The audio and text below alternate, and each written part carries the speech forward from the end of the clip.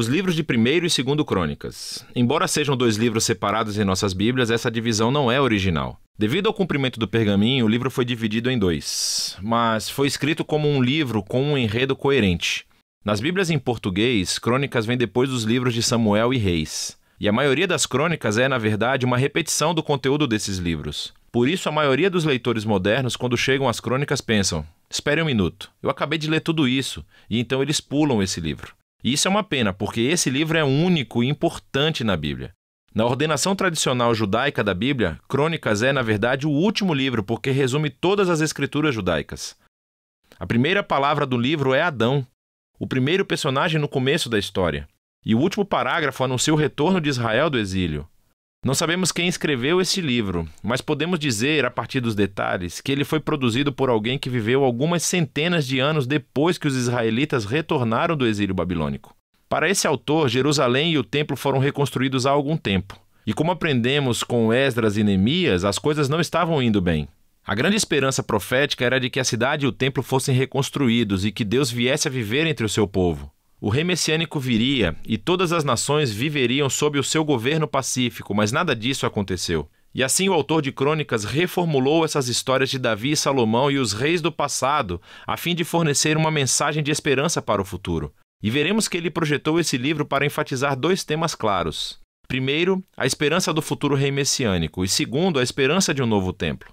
Vamos nos aprofundar e você verá esses temas no livro. Primeiro Crônicas começa com 9 capítulos de genealogias, longas listas de nomes. E você vai ler isso e pensar que é meio chato, e pode ser verdade, mas tudo isso é muito, muito importante. O autor está resumindo aqui toda a história do Antigo Testamento, nomeando todos os personagens principais das histórias. E ele molda as genealogias para enfatizar 2 linhagens principais. A primeira é a linha do prometido rei messiânico. Então, muito espaço é dedicado a traçar a linhagem de Judá, que chegou até o rei Davi, a quem a promessa messiânica foi dada. E a partir de Davi, o autor traça essa linha até o seu próprio dia.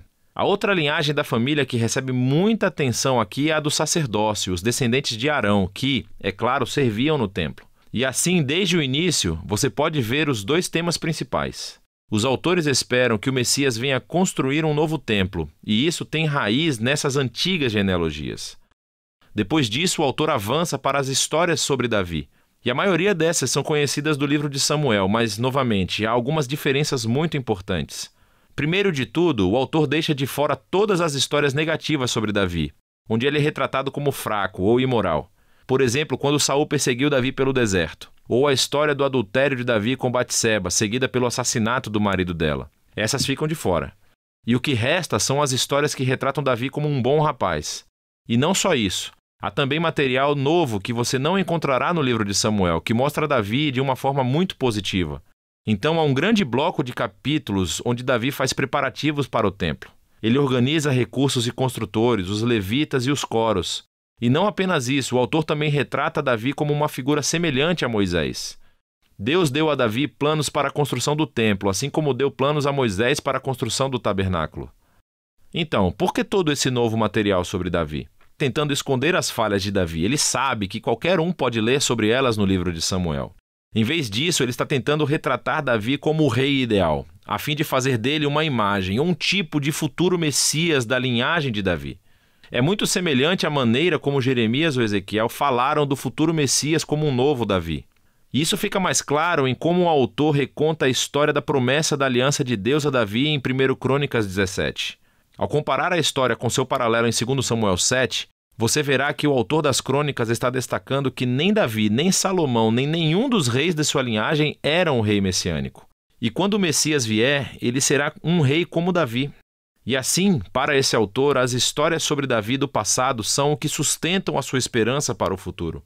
Depois que Davi morre, passamos para a 2ª crônica, que se concentra nos reis que moravam em Jerusalém. E, novamente, há muita semelhança com o 1º e 2º reis, mas existem muitas diferenças importantes. Assim, o autor deixou de fora todas as histórias sobre os reis do norte de Israel para poder se concentrar apenas na linhagem de Davi. E há muito material novo sobre esses reis da linha de Davi. Ele destaca os reis que eram obedientes a Deus e acrescenta novas histórias sobre como a sua obediência levou ao sucesso e à bênção de Deus. Mas ele também adiciona novas histórias sobre reis que foram infiéis a Deus. Eles não seguiram a Torá e levaram Israel a adorar ídolos. E esses reis enfrentaram consequências terríveis que levaram ao exílio de Israel, uma bagunça que eles mesmos criaram. E assim, toda essa sessão se torna uma série de estudos de caráter, onde o autor quer que gerações posteriores de israelitas aprendam com a sua história familiar. E assim tornem-se fiéis ao seu Deus e à Torá.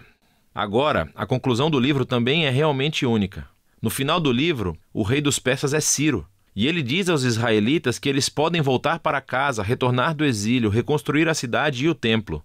E ele diz na última linha do livro: quem quer que esteja no meio de todo o seu povo, que o Senhor, seu Deus, esteja com ele e que ele suba. E é assim que termina o livro, com uma frase incompleta.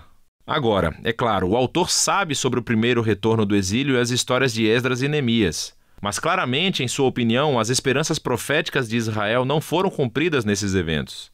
E assim, esse final incompleto mostra que a esperança do autor está em outro retorno do exílio. Quando o Messias vier finalmente reconstruir o templo e restaurar o povo de Deus. E assim, o livro das Crônicas, o livro final das Escrituras judaicas, termina direcionando o leitor para o futuro. Ele chama o povo de Deus para olhar para trás, a fim de olhar para frente, porque o passado se tornou a fonte de esperança para o futuro. Assim, Crônicas conclui o Antigo Testamento como uma história em busca de um final. E é disso que se trata esse livro.